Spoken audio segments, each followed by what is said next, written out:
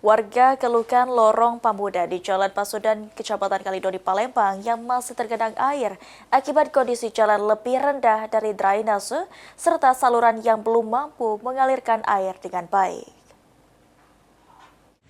Tiap hari kita naik keliling.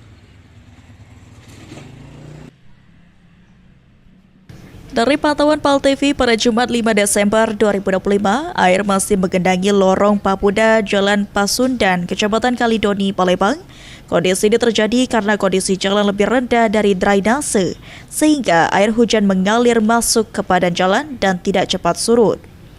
Ketua RT 33 Budi Santoso mengatakan, genangan air kerap terjadi setiap turun hujan, bahkan mencapai kedalaman paling parah 20 cm. Situasi ini telah dikeluhkan warga setempat karena mengganggu aktivitas harian. Pihak RT sudah berulang kali mengajukan perbaikan kepada kelurahan, kecamatan, dinas PUPR hingga DPRD Kota Palembang dan kini masih menunggu tindak lanjut untuk rencana pengecoran jalan. Sama air pasang. Oh, hujan deras Pak. Iya. Kalau hujannya sedang masih tergenang gitu Pak? Sedang tergenang juga.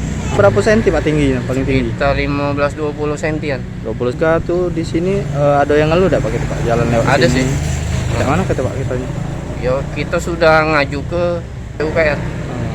Camat sudah Pak ya? Ke lurah, ke camat, terus ke mana yang DPR kota, DPRD kota. Segera dicor ulang biar tak banjir lagi. Sementara itu, salah satu warga Farida mengatakan kondisi banjir setinggi 20 cm bisa membuat air bertahan hingga 2 minggu sebelum benar-benar kering. Akibatnya warga terpaksa mengambil jalur lain yang lebih jauh untuk beraktivitas.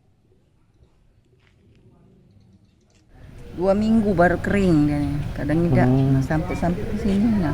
Yang pucuk ini sampai banjir naik. Berarti kalau kita musim hujan ini memang terdampak banjir gitu Pak ya? Iya. Hujan sekali lah banjir nanti. Iya. Lebih rendah, memang lebih rendah lihat lah.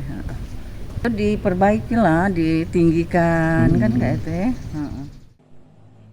Farida berharap adanya peninggian jalan agar kawasan tersebut tidak lagi mengalami genangan berkepanjangan. Muhammad Aidil, PAL TV.